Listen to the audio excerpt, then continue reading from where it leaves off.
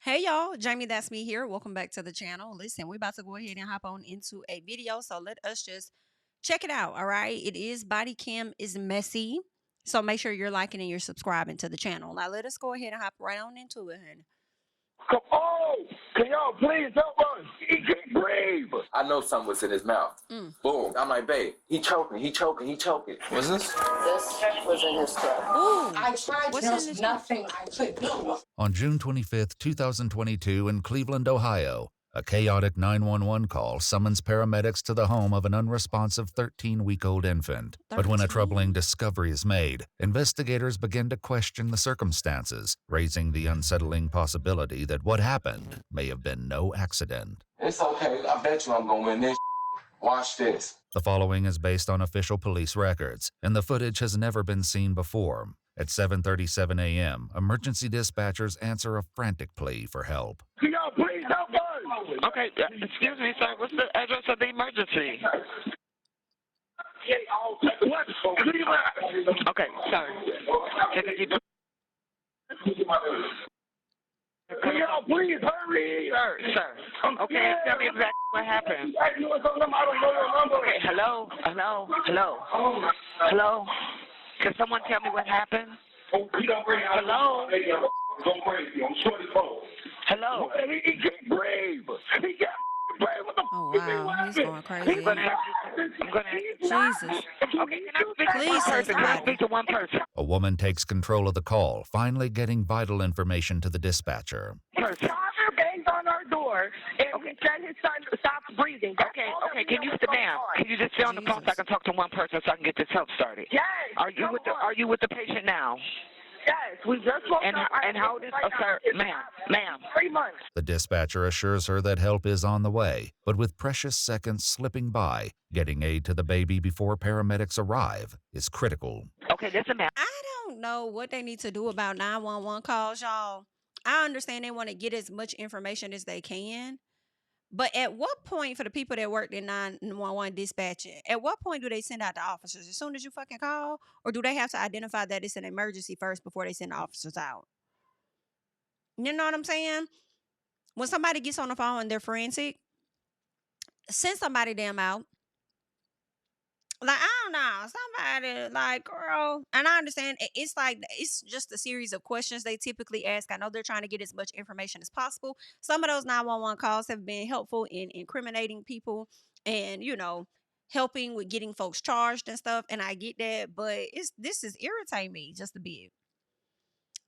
Ooh, because, the seconds are slipping away as this baby cannot damn breathe, okay? Ma'am, I'm going to tell you how to get mouth to mouth. Okay, go. I'm ready. Okay, Come on. this is helpful. Let's see if it helps. Come on. Okay, now completely cover the baby's mouth.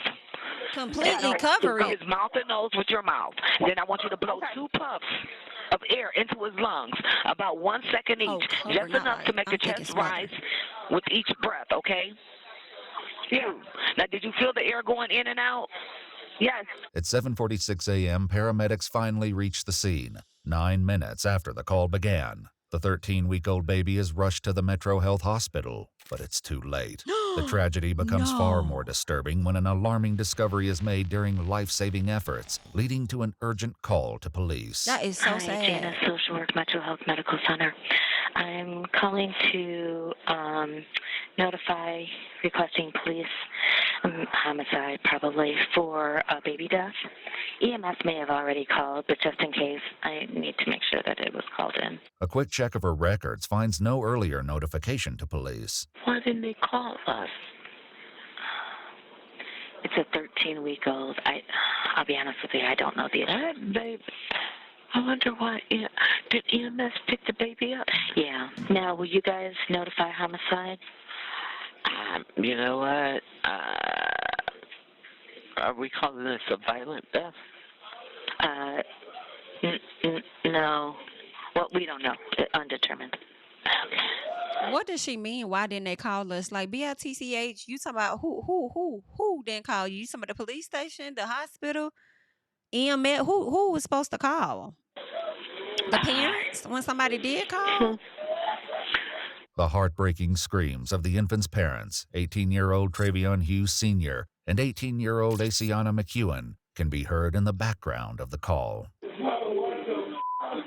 Oh, and they don't know how it happened. Undetermined. I mean, we have speculation, but I'm going to say undetermined. Okay, we'll get a car out there.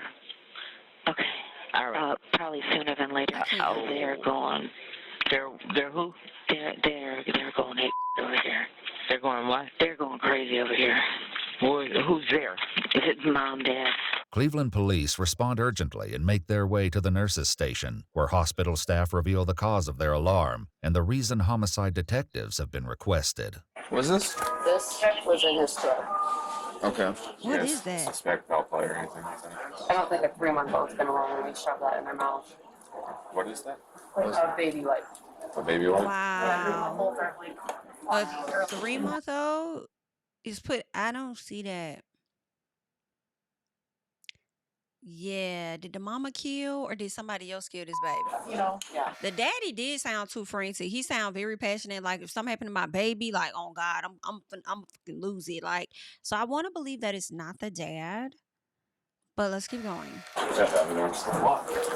Baby wipe, he thinks that it's suspicious that I guess they could kid baby wipe or something. Yeah. So they have it over there. You think that it's Yeah. I think I'm wrong. Just listening to the parents. They're devastated. the parents are actually going crazy here. Yeah. That's Metro PD. How the blood-stained baby wipe became lodged in the infant's throat is now a question homicide detectives must work to answer. They meet with the infant's parents as well as his brother Travier and his brother's girlfriend Cassandra, the woman who performed CPR during the 911 call. Hi guys. Hi. I'm Detective Loomis. Dad? Yes. So sorry for your loss, folks, honestly. Who was at home at the time? All of you guys? Okay. I was at work.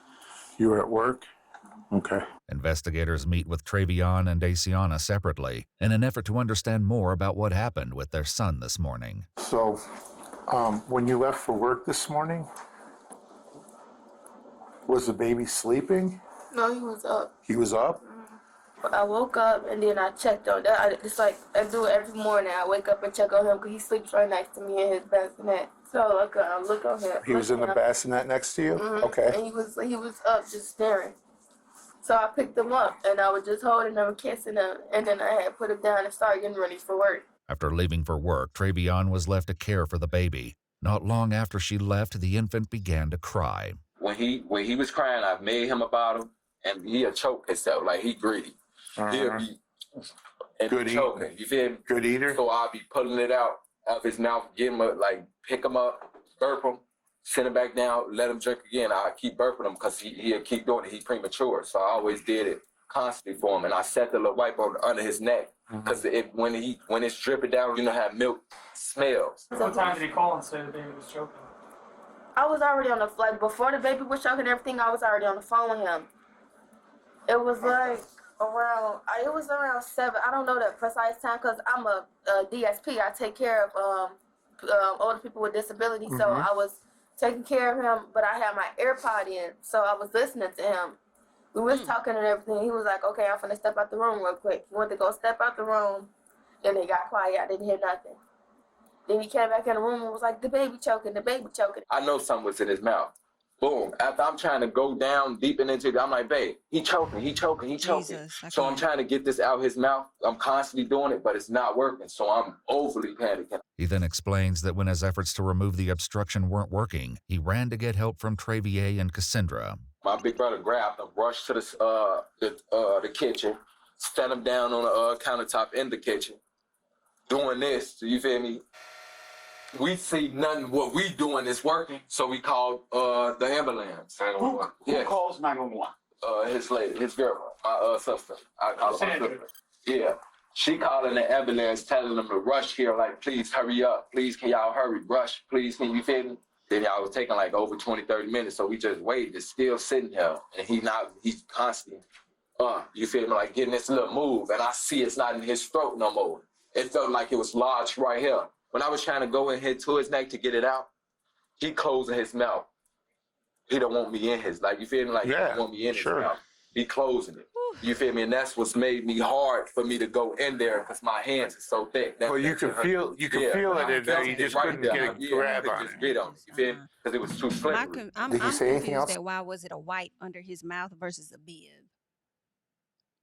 If you know it's gonna drip the way that it does, why he don't got no bib on versus having a wipe up under his mouth? And why would you just sit a wipe up under his mouth? Like, a wipe is to wipe. Wipe it and discard it. Okay? Wipe it and discard it. Why he ain't have no bib on? And why would you leave a 3-month-old? Well, let me say this. In my head, I'm like, why would you leave them unattended? I'm wondering, like, were they in their bassinet? Like, I'm gonna step out for a quick second. I mean, maybe the kitchen is like right around the corner, like right next to the bedroom or something. I'm gonna step out real quick, hop in the kitchen, run to the kitchen, grab something, you know. But I'm wondering, how long was you gone? For the baby to damn swallow up a damn wipe and get the choking. Something about that don't sound right. Like, I don't know. Let's keep going. Steve? No, when I got to the house, I'm like, what happened? How did he choke? And then he was like... Because when he's trying to grab, I'm like, he probably was pushing the damn wipe down further in the baby mouth or something. Because the wipe is pretty big. How big was the damn wipe that you was sitting up on? Like, why you couldn't get... And that looked like a lot of wipe that was in that container. A bloodied wipe in that container that you couldn't... I just can't. Ooh. I'm so sorry for the loss, though. That's sad. That's sad. He was wiping him down, the milk and stuff off him. He set the not the wet napkin, the wipe next to him, and walked out the room. And when he came back, the wipe was inside the baby's throat. So the baby just at 3 months reached over, grabbed the damn wipe, put it in his mouth. Now it sounds like y'all stories are conflicting. You saying, at least what he told you, he set the wipe next to the baby, whereas he's telling the cops he set it up under him. Baby, again, where is his bibs? He said he was trying to pull it out, but he couldn't. His hand was too big. Jesus. Back at the house, officers monitor the property, which has now been secured as a crime scene. Investigators arrive on site and begin discussing the details of the case. Once we got there, the nurses and the doctors showed, did you see the projectile? The little baby light that was in its throat. Yeah. How does a 3-month-old do that? Yeah. That doesn't make sense. It was a pretty big one. When they learn Cassandra's 2 children also live in the home, some officers begin to speculate, unconvinced that what happened was merely an accident. And it could have been an accident. It very well clearly, the way the dad sounded on the phone call, on the 911 call, to me, it sounds like whatever happened was indeed an accident if the baby was under his care. But y'all let me know, okay? And some of you guys may work in these type of fields. You may work for DFACS and different stuff like this, where this is pretty common. I don't know. I would want to believe that he was not trying to kill his 13-week-old child. But you just never know people's motives. Like, I don't know what these folks got going on. I don't know what they got going on. But for me, that 911 call sounded very convincing because it was a point where he wasn't even talking to the doggone lady. Like, if something happened to my child, he said it as if somebody else did something to the baby, though. So I don't know. Let's keep going, though. I think itself and shut it down his throat.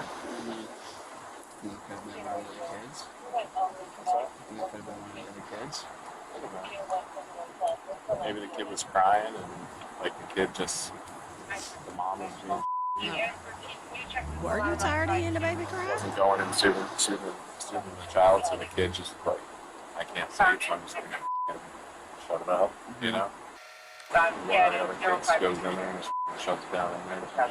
However, Cassandra tells investigators her 2 children weren't home, and the only child in the house was the 3-month-old, who had been sleeping in a bassinet next to his mother until she left for work. Investigators pose a critical question to the parents. Has your baby picked stuff up before and tried to eat it? Yeah. He's an advanced baby. He knows how to hold his own bottle. I've seen that when before. You try to pull the bottle away from him, he reaches to grab it back. He'll pick it back up and put it back in his mouth. Okay. Does he ever put anything else in his mouth though besides the bottle? Anything he grabs. You're saying that he's picked up stuff, put stuff in his mouth before. Do you remember anything specific he's ever put in his mouth besides the bottle?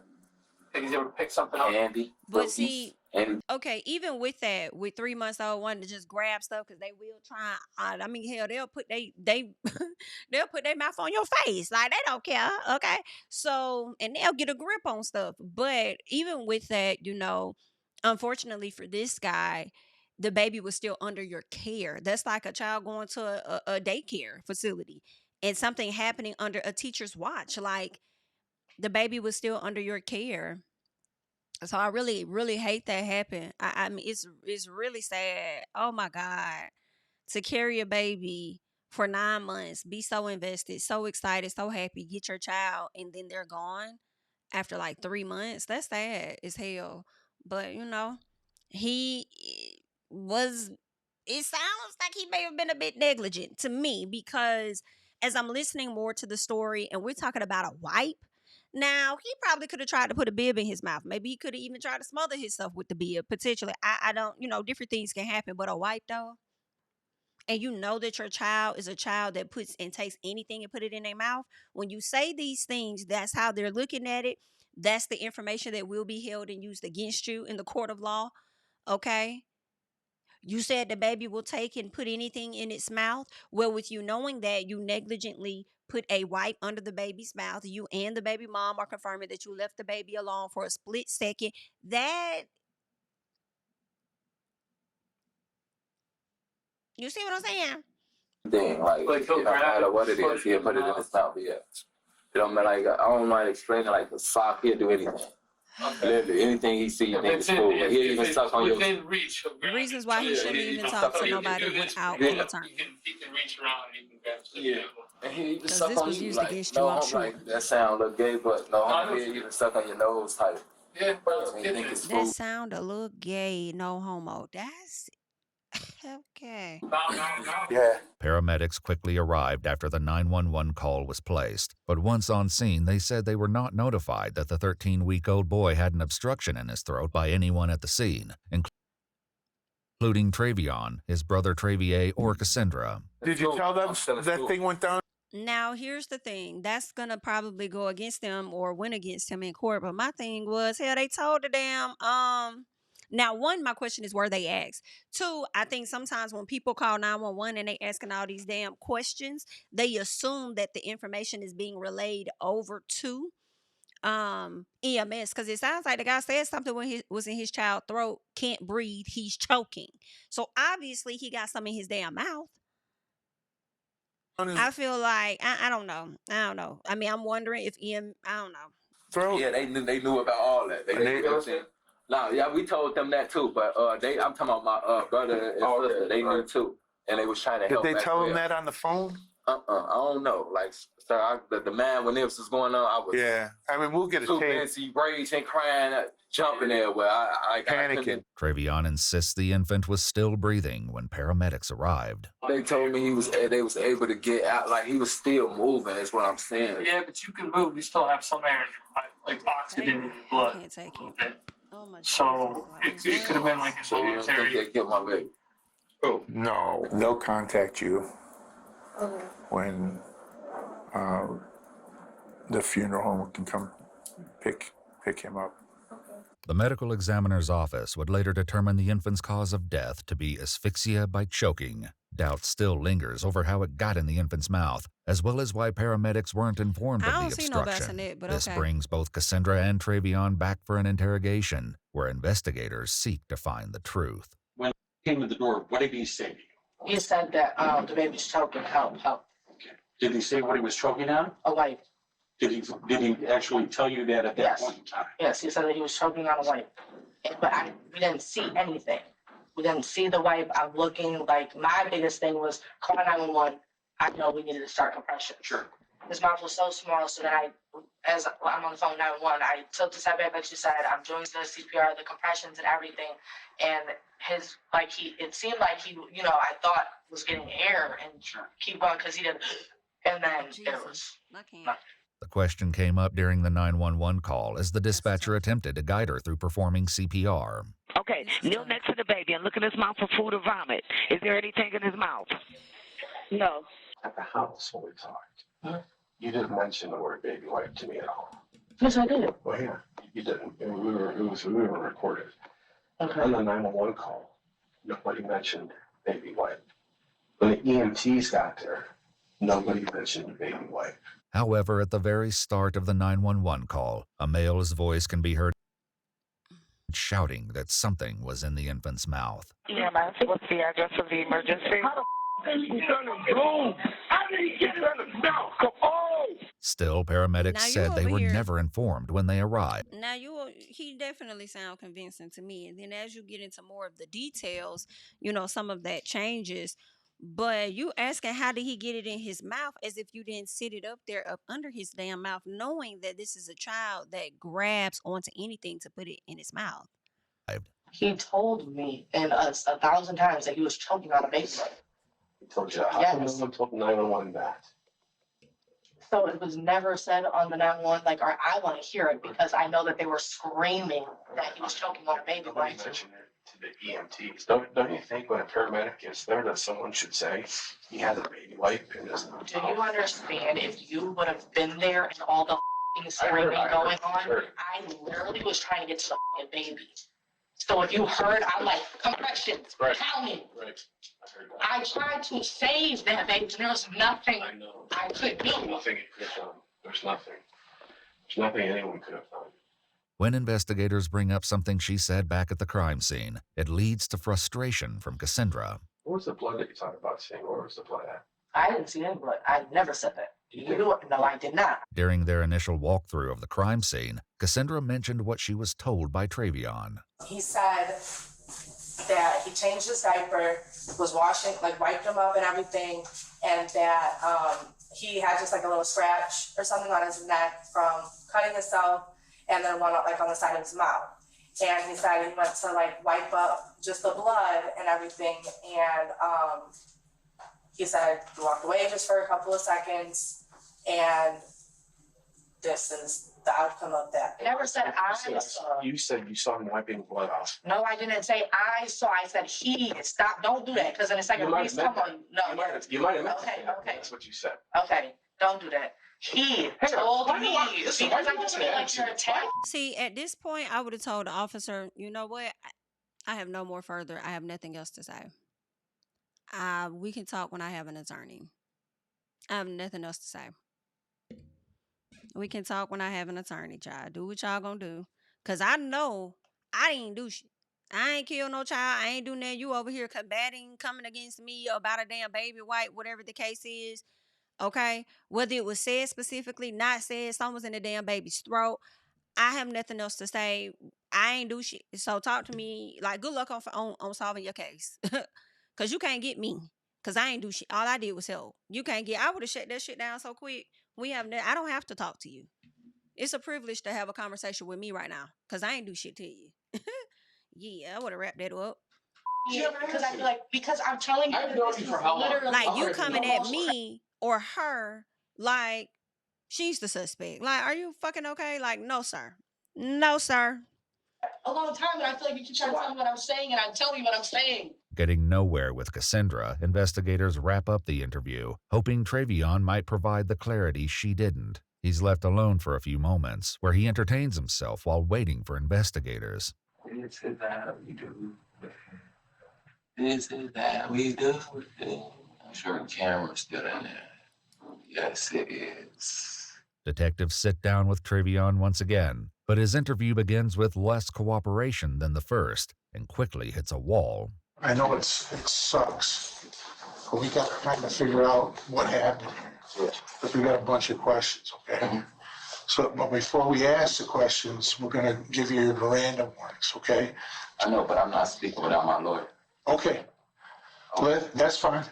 Then we're going to place you under arrest for murder of the baby. What? Based on the evidence that we have.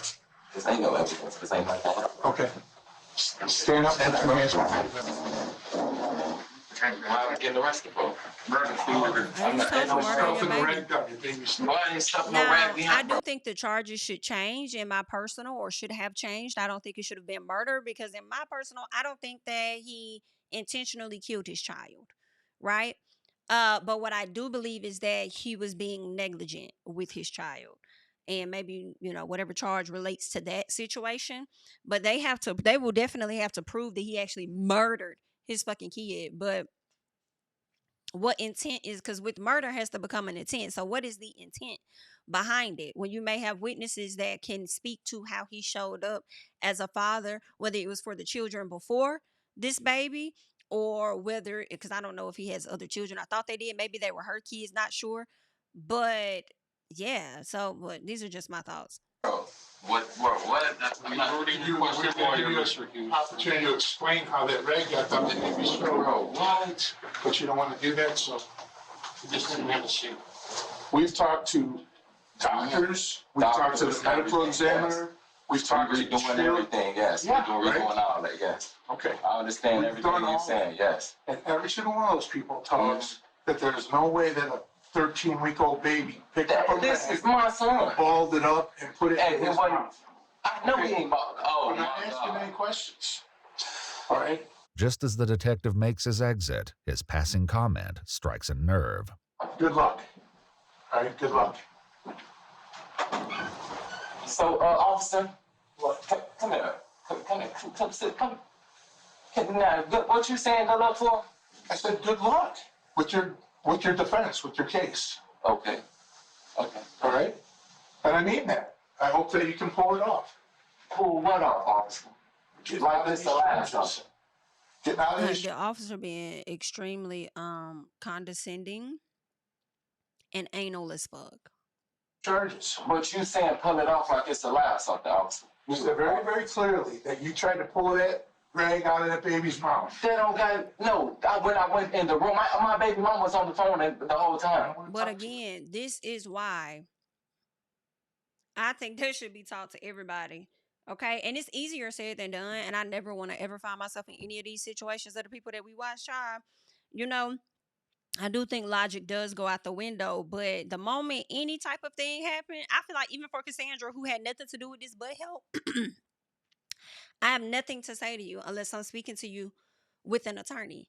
And I say that because at any moment, sometimes I feel like officers are so focused on, and not really this situation, but sometimes, you watch shows and stuff, and I feel like it does relate to real life, where some officers are so focused on getting a person for a particular crime that if you may have a piece of a criminal history or not, right? You may not be directly associated with that situation. Maybe you were at the scene. They're gonna try and it's about how you shape things up to look as you present it in front of a judge, okay? And then finding the right pieces to match stuff up to make your theory make the most sense in front of the damn jury. So I don't know, but I'm just like, listen, at any moment, if you ain't got no attorney, like, give me time to find one, because you can't talk to me without my attorney. Like, absolutely not. Okay? But let's keep going. Once the detective leaves, Trevion waits on his own with nothing. Because everything you say and do will be held against you, just like the officer threw it back in his face. Then you say that you was pushing this and that down his mouth. Then you say you da-da-da-da. And see, the officers, in my personal, they did it in an opportunity. I mean, at a time when these people were extremely vulnerable, right? Now, I don't know if he really did it or not. I want to believe that he didn't do that intentionally, but I honestly don't damn know. But at the same time, I'm just, thinking about the optics of how officers work.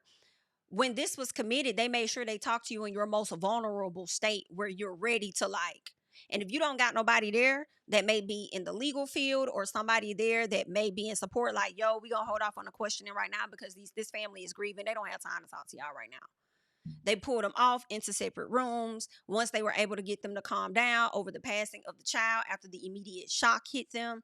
Now let's start asking questions. And of course, they're going to be so willing to tell them what's happening because also, right, in their situation, they don't think, at least he don't think he did nothing wrong. He just thinking that he needs to give them the information so they know what happened to the child. But I'm like, would you need to speak to the police for that? If the police was called in, then you need to think that this is much more serious than what it looks like.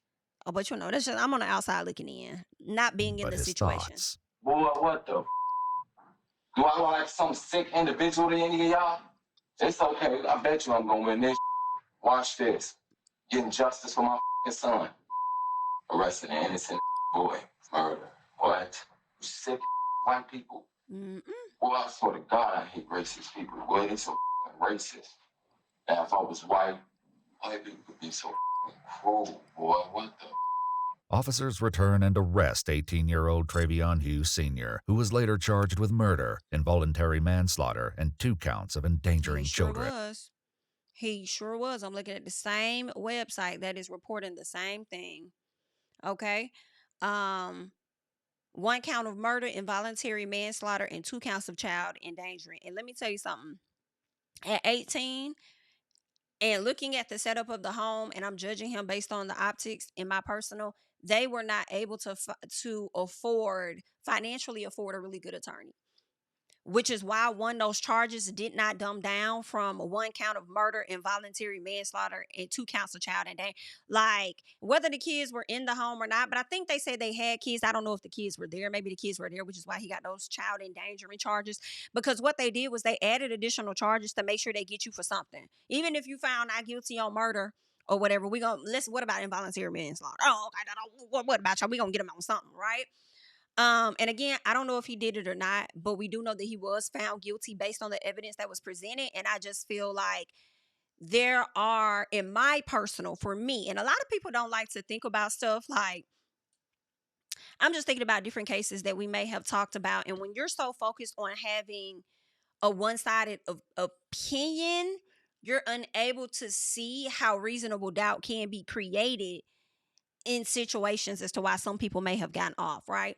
But anywho, with this situation, I feel like there is enough reasonable doubt, I would think, on the outside looking in, not as an attorney, to where he probably could have got maybe a lesser charge. He definitely, I think, should have been held accountable for the mishandling of his child, in my personal, as far as like using a wipe or whatever, like, stepping out of the room and stuff. Like, there were things that were there that he definitely could have been charged for. Murder is a stretch. And I feel like you did not get somebody. He probably had a public defender potentially who has so many cases they don't have time to do the right research or any of that. That's why you have to go and pay for these things, and a lot of people cannot afford to get the adequate amount of research and investigation poured into their cases because of that. But his attorney, the first thing I think the attorney would have been to try to get those charges dropped, right? And if we can't get the charges dropped, let's get lesser charges on him, because what evidence do you really have to go up against this or that, right? And I don't even know if this trial saw the light of day in front of a jury, or if it was like a bench trial, I think is what they call it, where your case is coming before just the judge, and the judge makes the ultimate decision, right? So yeah, I think he probably could have got like a lesser charge on that, and yeah, I'm not gonna say he could have got probation, but yeah. I also learned that he was sentenced to life, I believe. I don't know if he got parole with that, but he definitely was sentenced to life in prison, from what I did read. In addition to him being sentenced to life in prison, he did try to appeal that. Okay, so he will be eligible for parole after 15 years.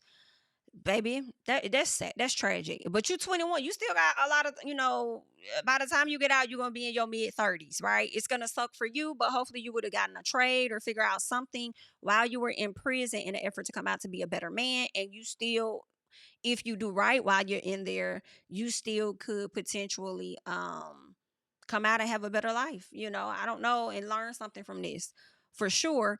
But yeah, so he got life. He was sentenced in May of 2024 to life in prison with the chance of parole after 15 years. He did try to go on to appeal it. All right. But I believe they shot it down. They're saying the next month, Hughes claimed there was insufficient evidence to support his conviction and appealed it to the 8th Ohio District Court of Appeals. Right. They go on to say that Hughes testified at trial that the infant shoved the wife into his own mouth, which is crazy. right? And then they said prosecutors, medical experts had argued that the child, who had been born about 3 months premature, lacked the physical ability to do so, especially after you admitted to the cops that you were trying to get it out of their mouth. And unfortunately for you, with you trying to pull it out his mouth, you likely was pushing it further down his throat, right? Because the baby was not allowing you to go in his mouth, because you said that he kept closing his mouth. So with the white already being in his throat, you trying to grab it, the baby is just only swallowing it more because it doesn't want you in his mouth. So they said the appellate judge cited testimony and evidence that supported the conviction, and it included video recordings of the baby that showed little motor function in his arms, right? So they're saying a reasonable jury could have concluded from these videos that the baby did not have the strength and to force a wipe down his own throat. So the videos of the baby testimony and the fact that Hughes was along with the baby when he choked on the white were sufficient evidence enough to support the conviction. But just because those are what the judge feels is enough to support the conviction, again, he is doing things on his own because he cannot afford an attorney who would poke holes into this. And if he had the right attorney that could have poked holes into the situation, because I'm seeing, like, because for me, even for me, with it just being me, there may be 5 other people that think, or more, that think how I'm thinking about the situation of murder. I don't know about that. Negligence, let's figure out another charge. Yes, he was definitely guilty of something, but not necessarily murder. So if I'm having reasonable doubt on my own about him being charged with murder, I guarantee y'all some of the jurors will be thinking the same thing. And if he had the right attorney, they likely would have found him not guilty of that, but definitely guilty of child endangering, right? In addition to negligence or another charge that they would have put out there, likely not involuntary manslaughter on a child, or on an infant or whatever. But yeah, so I just wanted to highlight that, like, and then when he filed this appeal, he did it sounds like on his own, based on whatever he learned in in jail, instead of going out trying to get an actual attorney. But again, the guy is like 21, maybe 23, 24 at this time. He can't afford an attorney, right? Likely his family can't, but that's just what it is. It's an unfortunate situation, but I just wanted to come and give you guys the deets on that. Oh, actually, let us wrap up this video because I feel like there's a little bit more. Let's see if there's anything additional they're going to share. He entered a plea of not guilty on July 28, 2022, choosing to present his defense at trial. According to news reports, while awaiting trial, Travion and Asiana welcomed another child, whose young voice can be heard in a call between the two parents from jail. Hey, baby. Hey, baby. Hey,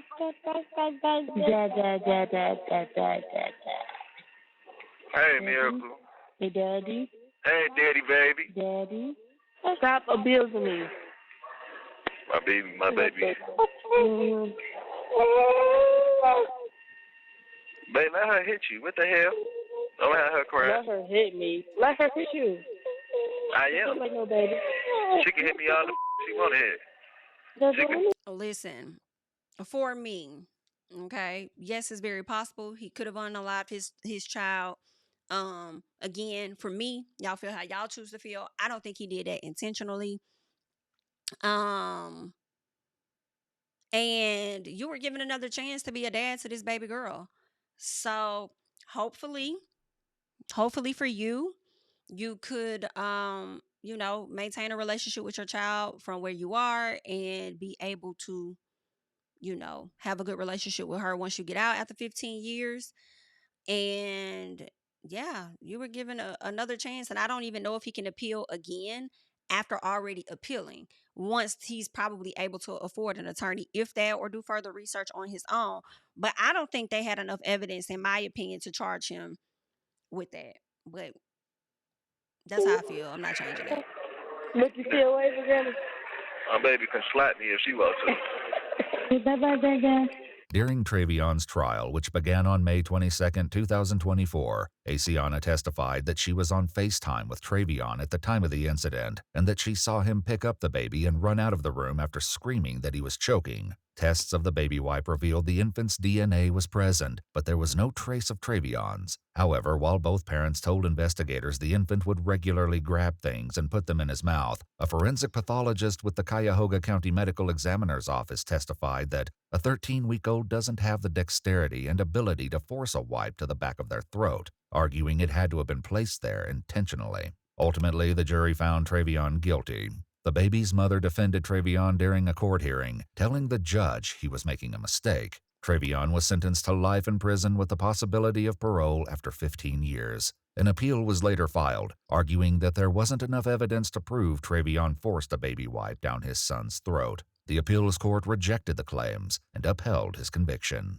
If you'd like to see select new videos early and help us keep uncovering case files. All right, so y'all just saw that. Again, I just feel like he couldn't afford an attorney, and this is what happens.